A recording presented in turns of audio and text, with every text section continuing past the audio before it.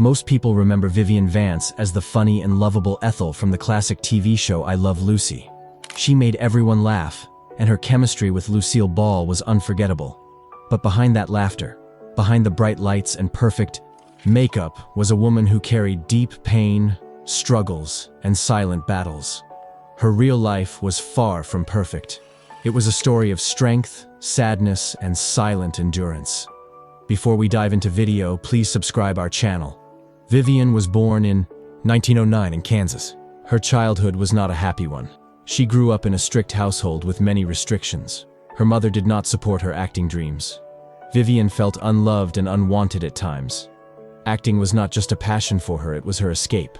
She once said that performing helped her survive her childhood. That's how difficult it was. But she did not give up. She moved to New York to study theater and began performing on stage. Slowly, she built her name in Broadway circles. When she was chosen to play Ethel Mertz in I Love Lucy, it changed her life forever. The world finally saw her talent, but fame came with a cost. People saw her as the funny sidekick, never the leading lady. The producers even made her wear frumpy clothes and act older than she was, to make Lucille Ball's character look younger and more glamorous. That hurt Vivian deeply. She was a beautiful, talented actress, but Hollywood did not let her shine fully. Vivian also struggled with her mental health. She battled depression for years but never talked much about it. She kept smiling for the cameras while feeling broken inside. She faced body shaming on set and was often made fun of for her weight. Some people even mocked her off camera, which only made her pain worse. Yet she kept going. She kept acting, smiling, and making others laugh, even when she was crying on the inside. Her working relationships were not always smooth either. There were constant fights, jealousy, and politics on set. Some co-stars treated her unfairly, and she never truly felt respected in the industry. All she wanted was to be seen not just as Ethel, but as Vivian Vance, a complete woman, full of dreams, pain, love, and strength. Vivian Vance was much more than her TV role. She was a fighter. Her life was not easy, but she never let it stop her from doing what she loved. Behind every joke and every laugh, there was a story most people never knew. Today, we are going to reveal the 6 actors Vivian Vance hated the most and the reasons behind her dislike. These were people who crossed lines, caused her pain, and made her journey harder than it had to be. Number 1. William Froley. Vivian Vance and William Froley played one of television's most iconic duos, Ethel and Fred Mertz. On screen, they were a married couple who bickered in a funny, charming way that made audiences laugh for decades. But behind the scenes, their real relationship was far from funny. In fact, Vivian Vance could not stand William Froley, and the feeling was mutual. Their hatred for each other began almost immediately after they met on the set of I Love Lucy. Vivian was in her early 40s, elegant and spirited, while William was in his 60s, grumpy and set in his ways. When she found out that her character's husband would be played by a man 22 years older than her, she was furious. She even joked, "I cannot play wife to that old man." But it was not just about age. It was about values, personality, and respect. William was known for his alcoholism and difficult behavior on set. He would often show up tired, forget lines, or make sarcastic remarks. Vivian, who was professional and serious about her work, saw him as a constant burden. She once said that working with William was like sitting next to a barking dog. You never know when it's going to growl or bite. Froley didn't hold back either. He called Vivian names behind her back and even bet money with crew members that I Love Lucy would not last a year because of her. Despite their successful screen chemistry, they never spoke off camera unless it was absolutely necessary. But here's what's most shocking. When CBS offered them a spin-off show based on the Mertzes, Vivian refused. She simply said, "Rather die than spend another minute with him." That one line alone tells you how deep the dislike ran. Vivian believed William Froley was the only dark spot in an otherwise golden chapter of her career. She respected the show, loved the audience, but never forgave the man who made her laugh on screen and suffer off it. Number 2. Jerry Housener. Jerry Housener played Ricky Ricardo's agent on I Love Lucy, a minor character in the show, but his presence behind the scenes created major discomfort for Vivian Vance. While not as famous as some of the other cast members, Jerry had a sharp tongue, a sarcastic sense of humor, and an off-screen personality that rubbed Vivian the wrong way. Vivian believed in mutual respect and professionalism. She wasn't the kind of person who liked backstage gossip or backhanded comments. Unfortunately, Jerry Housener had a habit of making snide jokes, some of which were about her weight, appearance, or acting style. What may have been just teasing, for him felt like humiliation to her. Vivian once told a close friend, "He never had a kind word, always whispering something behind people's backs, and loud enough so they could hear it." She felt that he brought a toxic energy to the set, and though his screen time was limited, his impact was not. Housener also tried to impress others by acting as if he knew everything happening on set. He'd give opinions on scenes, laugh at people's mistakes, and even tried to advise others on their acting choices. Vivian saw him as someone who overstepped his role and created unnecessary tension. In one interview, she referred to him as the kind of man who makes the air in the room feel heavier. Though Vivian never confronted him directly, her dislike was well known among the crew. She avoided being around him off camera and preferred to stay quiet when he was near. Over time, this silent hostility became mutual. Jerry didn't like Vivian either, and would often mock her behind her back to gain favor with others. Vivian once said, "He always made small things feel sharp.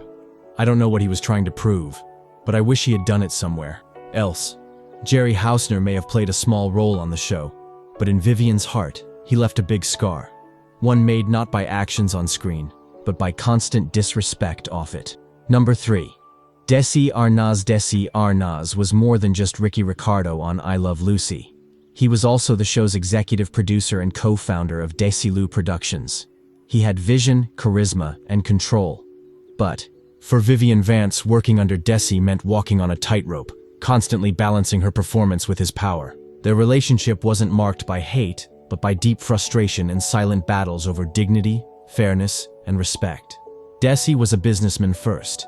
He made decisions that were best for ratings and control, even if they hurt the feelings of those around him. Vivian often felt like she was treated as second best, or even invisible. She didn't like how her character was used to prop up Lucy and Ricky's spotlight, especially when Desi insisted that she be styled as unattractive, to avoid competing with Lucille Ball's glamour. Vivian once confided, "He was smart, but not always kind. And when it came to women, he didn't always see us as equals." That one sentence reflected her core resentment. Desi's approach to production often overlooked the emotional well-being of his cast, especially women. She didn't respect how he handled personal relationships on set either. Desi was known for his affairs, drinking habits, and behind-the-scenes control. Vivian, who valued professionalism and emotional balance, saw this as a toxic mix. She stayed away from him outside work, and rarely interacted with him socially. There, creative disagreements added more tension. Vivian had strong ideas about her character, but Desi often dismissed them. To him, she was just part of the formula. To her, he was the man holding the script, and her career in one hand and a cigar in the other. Still, Vivian never publicly insulted Desi. She believed in protecting the legacy of the show. But privately, she once told a friend, "He gave me the stage, but not the spotlight." Vivian Vance didn't hate Desi Arnaz, but she deeply resented the way he used his power. For her, he represented the walls she could never break, and the voice she was never fully allowed to use. Number 4. Richard Denning. Richard Denning wasn't a central figure on I Love Lucy, but he did have a professional connection to Lucille Ball before the show became a television legend. He had played her husband in the My Favorite Husband radio series, the very show that inspired I Love Lucy. That background created a quiet, invisible wall between him and Vivian Vance that never truly went away. Vivian never publicly accused Denning of anything. Their interactions were polite, even professional. But beneath the surface, there was unease. She often felt like she was being compared to Denning's earlier chemistry with Lucy. Denning represented the version of Lucy that existed before I Love Lucy, a version that some in the industry preferred. Vivian once told a close confidant, "There's something about him. It's like he's always measuring people, never quite saying what he means." That subtle comment reflected her discomfort. Denning had a sharp, formal manner and rarely offered warmth or emotional support. Vivian, who was sensitive and intuitive, found this cold and unnerving. She also felt Denning looked down on her theatrical background. She came from stage acting and carried a strong artistic pride in her craft. Denning, in contrast, was seen as more polished and traditional in Hollywood terms. Vivian felt he didn't value her kind of work or her struggle. In one rare moment of honesty, she admitted, He made me feel like I didn't belong in their world, like I was just someone who got lucky. That quiet pain stayed with her for years.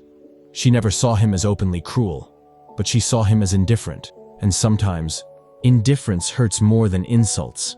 Their paths didn't often cross after the show's peak, but whenever his name came up, Vivian's face would tighten slightly. She didn't hate him, but she didn't trust him either. For her, Richard Denning wasn't just another actor. He was a reminder of the quiet judgment and hidden hierarchies she always had to push through. Number 5. Gail Gordon. Gail Gordon was known for his crisp comedic timing, booming voice, and commanding presence. He was a longtime favorite of Lucille Ball and often played her foil in later shows like The Lucy Show and Here's Lucy. But while fans admired his performances, Vivian Vance saw something very different, a rival who slowly took over a place she once held close to her heart. Vivian had been by Lucy's side from the beginning. Together, they built a television empire. But as time passed and new projects came, Gail Gordon started stepping into roles that once would have gone to her. It wasn't just casting, it was emotional replacement. Vivian watched as Gail became Lucy's new on-screen partner and behind-the-scenes favorite. The shift hurt her deeply. Vivian felt abandoned, almost erased. She once told a friend, "I wasn't just losing roles, I was losing Lucy." For someone as loyal as Vivian, that cut ran deep. She and Gail had starkly different working styles. Vivian was emotional, spontaneous, and sensitive to energies around her. Gail was sharp, structured, and unbothered by tensions. That calm confidence, which audiences adored, sometimes felt cold to Vivian. She felt like he walked into rooms as if he already owned them. While they never had an open fight, there was a quiet competition that neither addressed. Vivian believed Gail didn't respect her legacy, that he saw her as replaceable. Worse, she feared Lucy saw her that way too. At one point, Vivian reflected, "He took the space I helped build, and nobody seemed to notice." That's what made Gail Gordon hard for her to accept. Not because he was unkind, but because he represented the slow fading of her light. He reminded her of how quickly the industry forgets the ones who helped it rise. Vivian didn't hate Gail, but she envied the place he occupied. It wasn't personal. It was professional heartbreak, the kind that comes quietly, without warning, and stays forever. Number 6. Keith Andes. Keith Andes was a tall, handsome actor with a booming voice and a classic leading man image. He worked with Vivian Vance during one of her lesser-known projects after I Love Lucy, and, at first, their professional relationship seemed cordial. But as time went on, Vivian began to feel a growing discomfort around him, one that would leave a lasting emotional mark. Andes was confident, but often too confident. He carried himself with an air of superiority, making sarcastic remarks and jokes that often crossed personal boundaries. While some brushed it off as harmless banter, Vivian didn't. She felt he treated her as less than, and not just as an actress, but as a woman. Vivian once said privately, "He had a way of looking at you that made you feel small." Andes would often interrupt her during rehearsals, question her choices, and even laugh at her suggestions. It wasn't open aggression, it was subtle disrespect, the kind that sinks into your spirit over time. Unlike some of her other co-stars, Andes didn't have a long-standing history with her, but the short time they worked together was enough for Vivian to form a strong opinion. She saw him as a symbol of everything that made Hollywood difficult for women: arrogance, dismissal, and ego hidden behind a charming smile. Vivian had fought hard to build her career, and she valued kindness and mutual respect. Keith Andes, to her, was the kind of man who walked in thinking he already owned the room, never caring who had been there first. She never spoke publicly about him. That wasn't her style. But she did tell a close friend, "Some people bruise you with their words and never look back." He was one of them. Vivian Vance's journey was filled with laughter on screen and pain behind the scenes. Keith Andes may not have been the loudest name on the list, but for her, his presence was a quiet storm, one that reminded her of how fragile respect could be in a world full of masks.